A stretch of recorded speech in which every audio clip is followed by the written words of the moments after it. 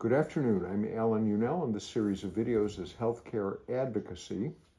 We address problems in the healthcare system, then take action to make a better system for all of us. We have a lot of subjects today.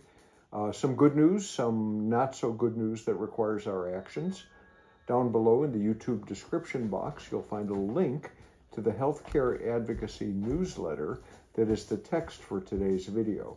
In there, you'll find all the links to news stories, background material, medical reports, and scientific reports, as well as a host of references that you can use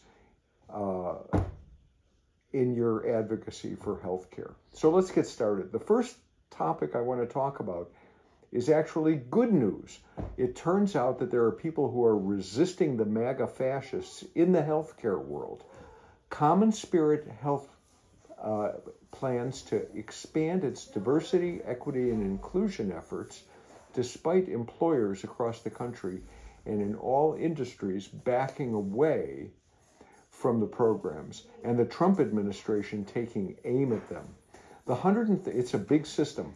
137 hospital system is seeking to build up and bolster its partnership with Morehouse School of Medicine, which is a historically black medical school, in part by creating 10 new residency training sites at Common Spirit hospitals. It also is seeking a chief health equity officer to help lead those efforts, said Dr. Veronica Mallet, who's the chief administrative officer of More in Common Alliance, a partnership formed by the health system and Morehouse College. So that's great news. Now look, the next topics are not so happy, but I promise you we'll have a good action to take. Trump to America. Screw you. To the military. The Pentagon has struck a Biden administration policy of covering travel costs for service members and their dependents who must cross state lines to receive abortions and other reproductive care, according to a new memo The Hill reported. The memo is actually linked in the newsletter. You can go read it. The change, which took effect this last Tuesday, was announced in a memo posted by the Defense Travel Management Office on Wednesday. Such access was offered so that troops could safely receive needed health care, even if they were based in states where abortion was significantly curtailed, following the Supreme Court's reversal of Roe v. Wade. The Biden administration pointed to a Defense Department legal memo drafted in October 2022, which found the law does not prohibit the use of funds to pay for expenses such as per diem or travel expenses that are incidental to abortion. This decision strips away service members' ability to access the reproductive care they need. They have no control over the state to which they are stationed and the laws that govern their bodies there. But I guess if you wanted to subjugate women, this is one more thing you'd want to do. Let's talk about National Science Foundation scientists. They are screwed by the Trump administration because their wages are now being withheld. One scientist employed there told his landlord to say February rent would be late. Another wasn't able to pay her credit card bill. Yet another wondered how much longer he could afford his mortgage. These were some of the effects of President Trump's federal funding freeze on the postdoctoral researchers who rely on grants from the National Science Foundation. Though a judge blocked that suspension on Tuesday before it could take effect, and the administration rescinded the memo that ordered it on Wednesday, on Thursday, yesterday, the NSF's online payment system was still shut down, throwing lives into uncertainty. An NSF email seen by the news outlet Stat suggested that salaries had been suspended to ensure that only eligible activities are funded. If this freeze is not stopped, I might lose my house, said one biologist who was doing postdoctoral fellowships in a postdoc fellowship in the Southeast, and spoke, get this, on condition that neither his name nor state of residence be used because he is scared of retaliation. He said he had enough in his bank account to last until March, but had no idea how long the pay stoppage might last. There's a link to the Stat News article. Trump to the world. Screw you. A week after the Trump administration abruptly ordered a sweeping halt to U.S. foreign development aid, the effect is already being felt in war-torn Ukraine. Several humanitarian organizations say they have been forced to suspend operations, including assistance to war veterans and internally displaced people.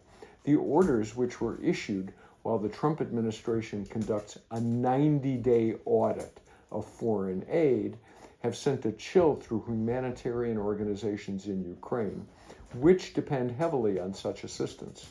The U.S. is the single largest source of aid to Ukraine. It has provided more than $37 billion in humanitarian and developmental assistance and direct budget support since the beginning of the war nearly 3 years ago through its Agency for International Development. It's also called USAID.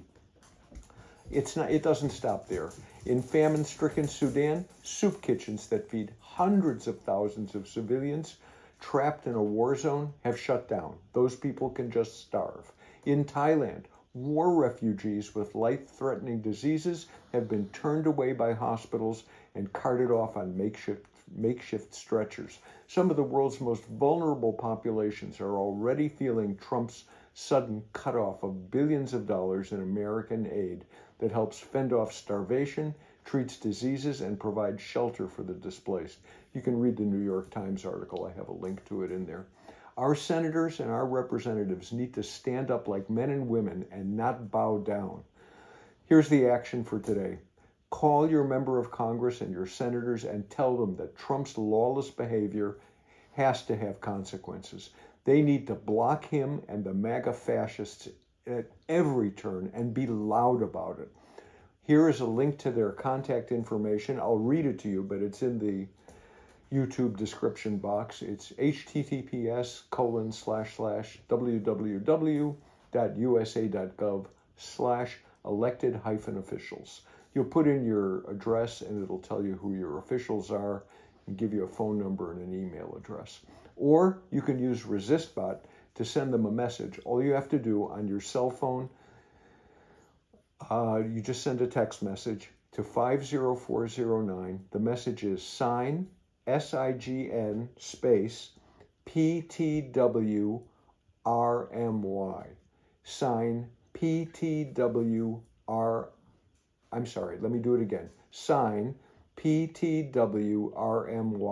SIGN PTWRMY to 50409. Let me read you the message. I am your constituent, and I need you to stand up and resist Trump's moves to be a dictator. He has blocked foreign aid, and so Ukraine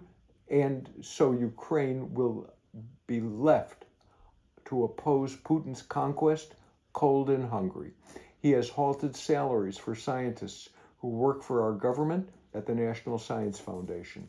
He posts military personnel to states where, if they need reproductive care like an abortion and it's unavailable, he refuses to pay travel costs to let them get to another state where they can get medical help. These are hateful, hateful actions of a dictator, and I need you to stand up and refuse to cooperate. No confirmations, no legislation. Whatever it takes, I want you to stand up and resist this dictator. I need you to do whatever it takes to block him and the MAGA fascists from destroying our democracy and our country. The end. That's what I've got for you today. I know it's an awful lot to ask, but you know what? If we want to have this country, we need to take action.